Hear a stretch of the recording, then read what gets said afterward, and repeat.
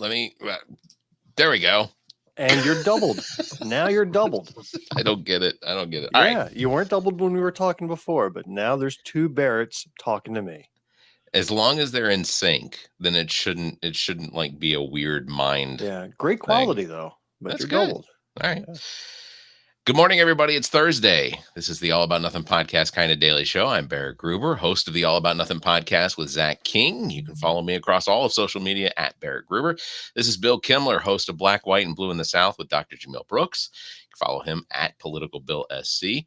We are here, almost the weekend, and man, I don't know what to take of the past couple of days because if I'm being honest, I did not have Cracker Barrel reversing their decision or a Minneapolis shooting at a Catholic school. So I just real quick, I want to start on that. The only update that I've got, 2 dead, an 8-year-old and a 10-year-old, 17 injured, 14 of those injured are children. The assailant died of a self-inflicted gun wound. Name was Robin Westman, 23-year-old, transgender, whose mother apparently at some point worked at that school. That's the only details that I have so far. But the assailant was dead, did kill themselves, and was trans. I don't think that had anything to do. I don't Well, think you've mentioned it twice so far, so either it has something to do with it or not. I don't think it does. It shouldn't. That the gun violence in this country, I think, still speaks to the availability of firearms as well as the mental health, the attention that mental health gets in this country. Those are the two things. And honestly, until those are addressed, the United States abandoned mental health, back in the late 60s, early 70s, when they started closing down facilities across the country. So, that's not important to them. And as long as the NRA is in the pocket of the gun manufacturers can funnel as much money into politicians' pockets so that they can keep manufacturing and selling firearms in this country. I think what's going to come out is all of the signs this individual displayed over the years of wanting to kill and of wanting to cause mass sorrow. I think some of that's already been leaking out, notebooks, journals, manifestos, etc. I think there's going to be some evidence that other people were aware of, not something this individual, lived a perfectly normal life and seemed very social and graceful and then had this dark side that nobody knew about. I think this was known about. I believe there were many signs that were ignored. And we really have to look at those signs and take them seriously when they do arise. When you see a young individual call for acts of violence, that could be indicative of some sort of imbalance in the brain or some sort of trauma they're trying to deal with or something. And that individual needs help. Yeah. And it's incumbent upon others to bring that help because an individual who's suffering like that is not going to go seek help on their own. They're just not in a mental state to even be aware of help and go look for it or even know what normal should be. Then this is horrible. The more you just dwell on the actual incident itself and how it played out, there are no number of school resource officers that would have stopped that. There is no level of metal detectors that would have stopped that. I mean, this was shooting through windows of a church, right? So churches are large buildings, and unless you put barbed wire fences around all churches and all buildings, a church is a very easy to access building structure. And the windows, I mean, you just poke the gun through the window. I mean, the windows are not, bulletproof windows, the stained glass windows. They're there for beauty and inspiration. Maybe they were even cracked open for air. I don't know. But, a church is not something that is impregnable. No. And the solution can't be that we need to create better defense. That is because then you're starting, like with schools, they talked about putting up fencing around schools and putting barbed wire on top of the fencing and then having a checkpoint outside of the fencing so that there would be the protection of children in these schools. But all you're talking about then is just creating a prison school system. Yeah.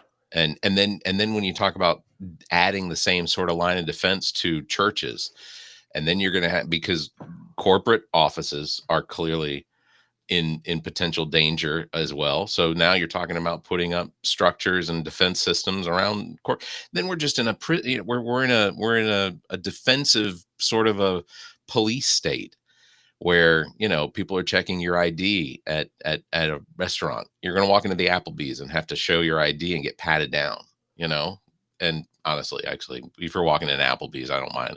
I don't think not carrying a gun isn't a bad idea.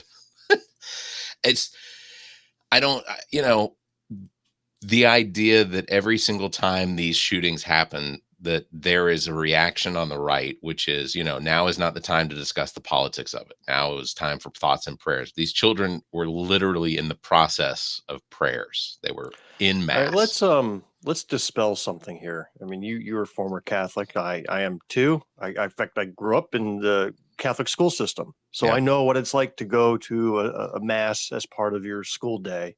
There wasn't a single kid in that church praying. I'm telling you, we're bored out of our mind. We're sitting in the pews just waiting for it to be over.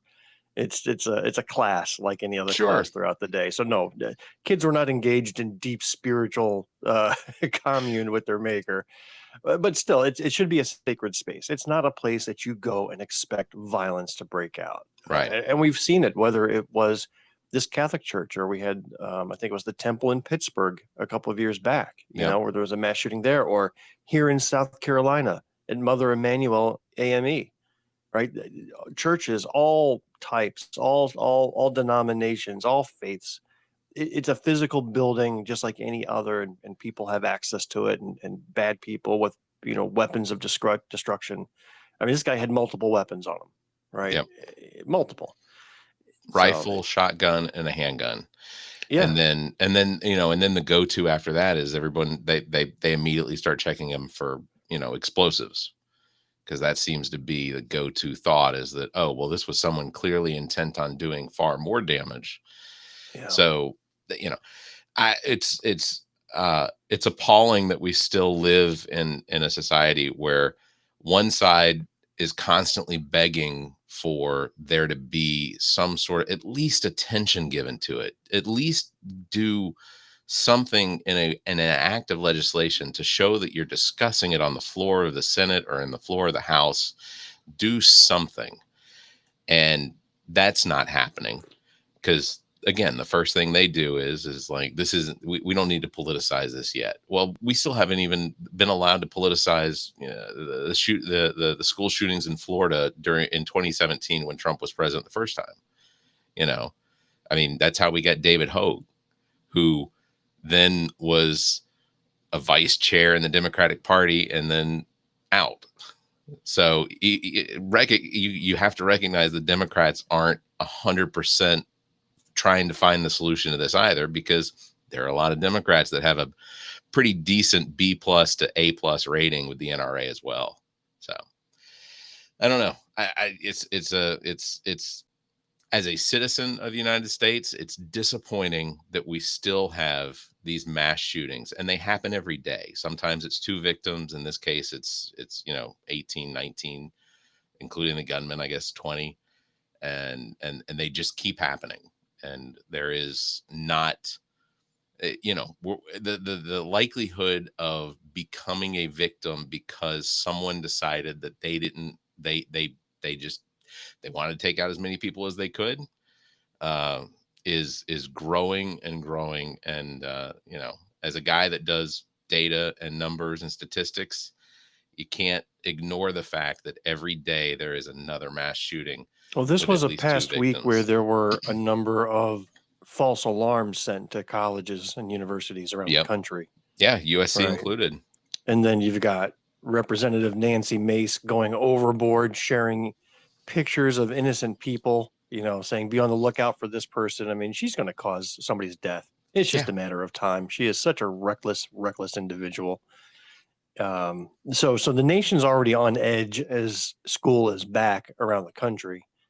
And in fact, here in Greenwood, in my stepdaughter's first day in high school, there was rumor spreading on Facebook of a potential issue. It turned out to be nothing, and the board had to dispel it. But just so much energy now is spent on these type of activities, and every last one of them has to be taken seriously now.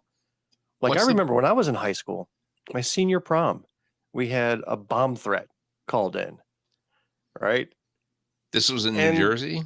Yeah. Okay. Yeah, this was 1989. I just give away the age. Was it a Molotov? Was it a Molotov? It was a mullet something. We were all wearing mullets. Okay. Yeah. So there was a bomb threat called in, and I think the DJ made some sort of announcement that, has anybody seen a bomb? And then they played the song, "You Dropped the Bomb on Me." Like, we made light of it, and it turned out to be nothing. Yeah. But nowadays, it would have shut down, a mile radius. Yeah. And just closed everything down, because now you have to take. I mean, just think of the bombings that have occurred in the United States since then. Yeah. Oklahoma and others. And it is a very serious world, and there's no wonder why our students are graduating with a degree in trauma. Yeah. Yeah, not wrong, and the level of anxiety in kids, I guess whatever generation is the generation that's moving into adulthood now, but the mental health decline on that group is it's being measured by the CDC, it's being measured by university. This is something that's being studied, and the fact that that it even has to be studied, because I'm, Generation X, I don't remember anyone showing that sort of concern over what we were going through. We just sort of exist. We went through our daily lives. I remember the bombing in Atlanta, and the only, because I was at Centennial Park when that bombing occurred. Remind me, did they ever find who planted those bombs? I know they got the wrong guy, and there's a lot of publicity around, what is his name, Richard Jewell? Yeah, and he died of a heart attack or something because of that part could be wrong, but I'm pretty sure that I think that after all the pressure on him, but yeah, it was Richard Jewell. But it wasn't him, right? Eric he Rudolph. was the innocent. Yeah, so I never knew the actual perpetrator's name, but I knew the innocent, the security guard guy who got blamed for it. Yeah, after the 96 Olympics, Eric Rudolph, he did not get caught immediately. It took, I want to say it was the early 2000s before they finally caught him, because he also committed 2 bombings at abortion clinics in Alabama, and then took off to North Georgia mountains, where in the North Georgia mountains, the people in the community where he was hiding out at, like, he was living in the woods, but the community around them, they were leaving things in their mailbox for him, like canned foods and water and stuff like that. So, like, this was a community in North Georgia that was supporting Eric Rudolph's hiding from law enforcement. Law enforcement, they finally got a tip. I think they found him in a dumpster or something like that. But it might be confusing that with the Boston Marathon bombing, where they found the guys in the dumpster. Was it the dumpster, or was it? I thought they were hiding in a boat for some reason, or one of them was hiding in a boat or something. It was. Whatever. I mean, it's tough to keep it all straight. I might be wrong. That's part of the problem. There's so many of them.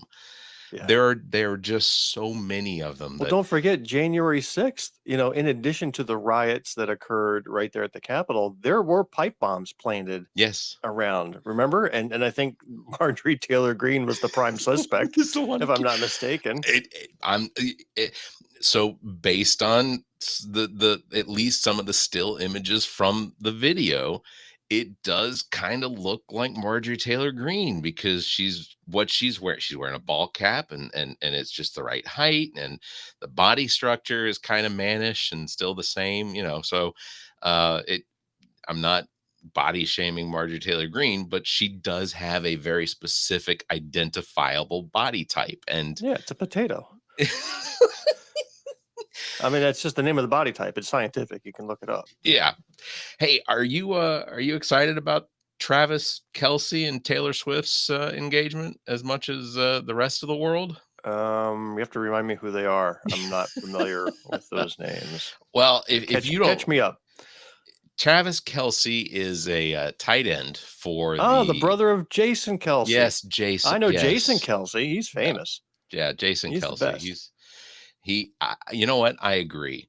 I wish that the Atlanta Falcons had someone like Jason Kelce that stood out, that had a podcast with their brother, who was engaged now to Taylor Swift. Uh, I No, think I was reading props to Jason Kelce's wife. oh, Jason Kelce and his wife met on Tinder. Like it was a Tinder oh, connection. yeah, yeah, yeah. I think I True remember story. that. And then Yeah, they went to a bar and it was just like, and then she learned that he was a football player. And it was just yeah, like the most normal, everyday bar hookup turned into a marriage with multiple kids. And now she's the sister-in-law to Taylor Swift. Like, yeah. talk about the charmed life all the way around. You know what though? I gotta acknowledge, and while I think a lot of Jason Kelce, just because he seems to be very kind. I mean, he's normal. He's a I guy that wouldn't put, played. hold on, I wouldn't put it Okay, that way. but I mean, in the respect dude, to the the dude, the fame year that after he retired, he was filmed driving down Broad Street of Philadelphia in an Eagles helmet, retrofitted around his golf cart, but he made it into a big Eagles helmet. He was blasted out of his mind and wrecked, tipped his golf cart over. It's the and funniest thing in the world. but It like was in pure respect. Philadelphia, pure I guess Philadelphia. I was gonna say, but in respect to like people from Philadelphia, isn't that normal? I mean, That's normal. that's Yeah. like The only thing he hasn't done yet is climb a greased light pole, in the middle of the night. that So, man's not climbing a pole. I I don't care if he can lift 350 pounds. He's not pulling himself up a pole. and yeah, you were making a point about him being a normal guy. But yeah, he everything I see about him, while he was a football player, he was a star football player, Super Bowl winning first football player. This is a guy that has, and even in his brother, I get this sense of just, they just want to be people that just happen to be football players and stars or whatever. But the stardom doesn't seem to have created what you see in some football players, or even just some, famous people, where they're standoffish, or they don't want to have interactions with people. Jason Kelce will jump right down out of his booth at a Chiefs game and drink beer with the fans that are in front of it with his shirt off, embarrassing his wife.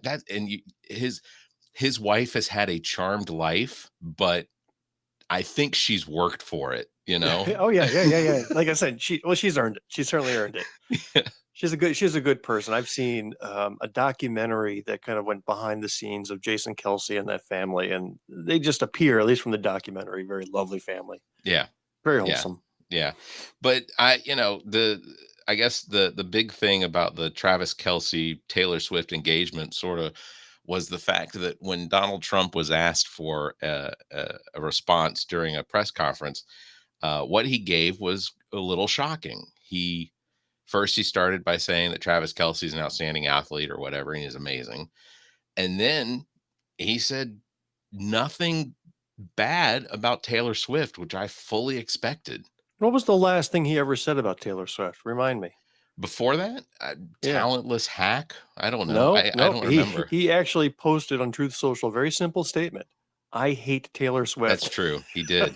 He did say he hated Taylor Swift, So apparently his hate has dissipated. So good for him. or his dementia has dissolved it. Uh, I think this is, I have seen video after video after video from people that are claiming, at least, to be some sort of a cardiologist or some sort of a neuro doctor, or different specialties that are recognizing that some of what we're seeing with Donald Trump's hands or his ankles, or the fact that the bruising now is starting to go up his arms, that he is in a state of that his health is declining, and the amount of attention that's coming to this and isn't being acknowledged by the White House is the part. And we discussed it a little bit on Tuesday. I don't I don't seek the death of Donald Trump. That's silly and ridiculous. I don't want anyone to suffer. That's just me. I'm going to bet they're just going to replace him with an impersonator. They're going to pull a Dave. Ever see that movie Dave with Kevin Kline? Yeah. There are so many really good Trump impersonators out there. They can just swap another one in, and most of the world won't notice. Well, I think we would like how many times have they swapped out Melania? We've seen that time and time at least again. 4. I think the count is up to now. There have been 4 Melania replacements. I think there have been 4 body doubles for Melania. I wonder, do you think the Melanias have to maintain that same sort of distance from Donald Trump when the body doubles are out in public? Like that's why when you see those videos of him grabbing her hand and she pulls away, or he goes into kiss and she suddenly bends over in pain to avoid it. I think those are the doubles. And Donald doesn't know that it's a double. So the double's like, oh, hell no, I didn't get paid as much to hold this guy's hand. Well, they said at this point in Ronald Reagan's second term that he couldn't tell the difference between his wife and a lampshade. So, yeah. I had a hard time as well, and I was young. So, yeah, fair. Did also want to just get your reaction to the whole Cracker Barrel thing.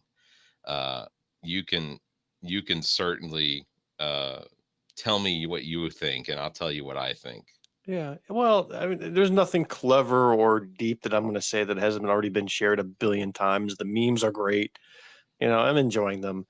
Yeah. But it is the perfect example of manufactured outrage that dominates legislative and news cycles. Yeah. I mean, when you've got the president of the United States weighing in on a goddamn low-tier chain restaurant logo change, then we are lost as a nation. We are lost. Like, I would never imagine Obama weighing in on when McDonald's changed it from a double arch to a single arch or whatever they decided to do with their logo.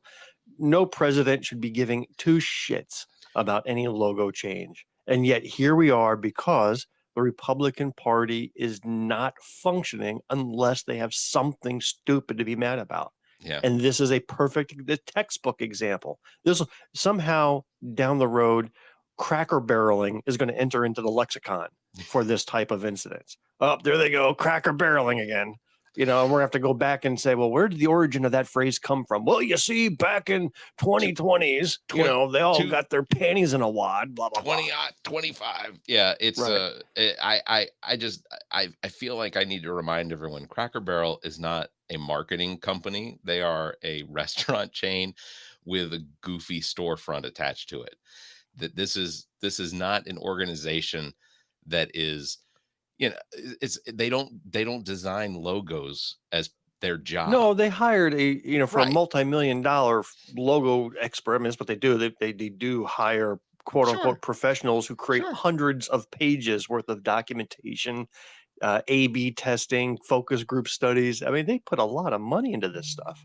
I like some of the jokes about how all they did was just take the square root of Cracker Barrel, and just made it Cracker Barrel. So because essentially what you have on the logo that it's going to be reverting back to is a white guy next to a barrel that it says Cracker Barrel. And it seems very redundant when you start to think about what it is that they're trying to portray on this logo. But it's all they did was just take the square root of the sign, and it's a math joke. Come on, Bill. Yeah, listen, I have a degree in mathematics. You are not going to math joke at me before 6 a.m. Right. Sorry. Can I get some laughs out of the chat? That'd be great. I just need a little validation. Not getting it here. No, sir. What do we got coming up on Black, White, and Blue in the South? Because I assume that you all are going to be recording this weekend, or did you record that? We are recording an interview with a lovely woman named Jessica Bright, and she is a political activist here in South Carolina. She was once the head of Emerge SC, who produced a lot of strong female leaders throughout the state, including our friend Heather Bauer and Dr. Jamil Brooks and others. So she's no longer in charge of Emerge SC. I think she's now focused on a real estate business, but she's been very active, in helping organize, train, and she even ran for office herself. So we're going to have a nice short interview with her. I'm excited for the topics we're going to cover. We're going to do a little follow-up to the Dr. Annie Andrews no-show controversy that erupted in between our episodes recently. So we'll do a little follow-up there. And we're also going to talk about AI. Okay. I have been knee-deep in AI this past week, both personally and professionally.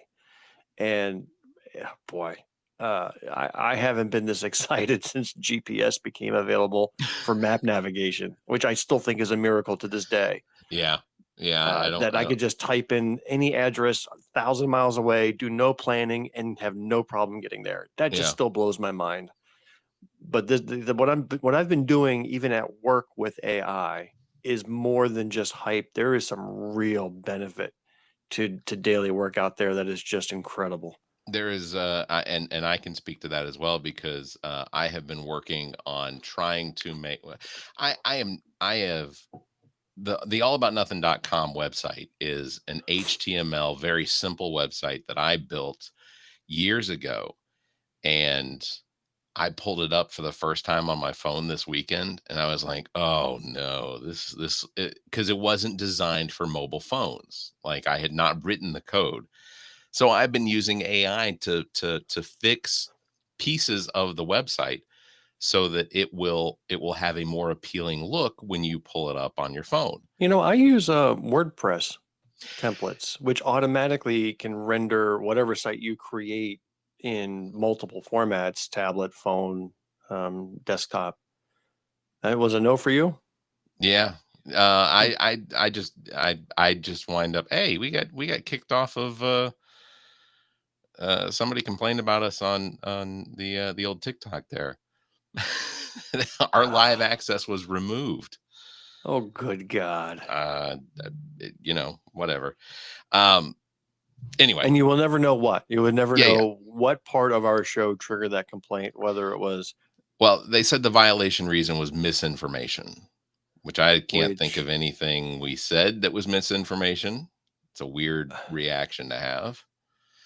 Talking about AI, maybe because it literally was just seconds ago. So I don't know. Whatever. It's I'm sure that I can appeal it and it'll get taken back. But yeah, no, I'm excited about AI. But yeah, so I've literally been going through the website and changing things based on its suggestion. And it's not perfect. I have to go back into it and say, this still isn't centered on the page. And it'll say, okay, try this. And so I will make the adjustment to the code based on its suggestions. And, then that fixes it. And so now I'm at the point where I'm re-adding a lot of the content to the web page that was there previously, so that so it just shows up as so it shows up naturally on a phone, because ultimately this weekend at the Comic-Con, that was what people were using most of the time, was their phone. So it just makes sense to, transition into the 2020s and make that fix. So the All About Nothing podcast, we have the interviews with all of the guests. I edited all that up last night. Good.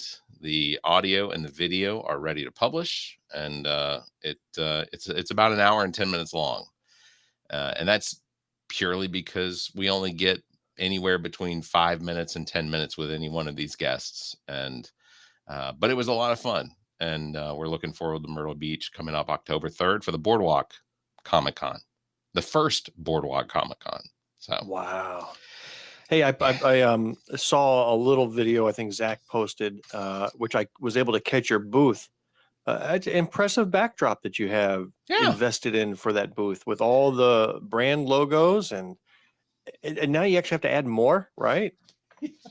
Yeah, I put them on magnets.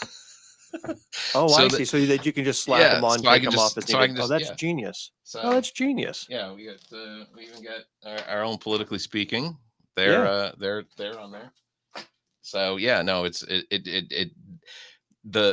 there's the 4 originals. You all, What the Pod, and us. Oh, you count us as an original? Well, I mean, Oh, gee. I mean, I guess maybe we were the first expansion outside of your circle, your inner yeah, circle anyway. yeah, that's true. Yeah. So, and there, we talked with a couple people this weekend at the con about another potential expansion that would be a fairly big name, but have to have some conversations about that.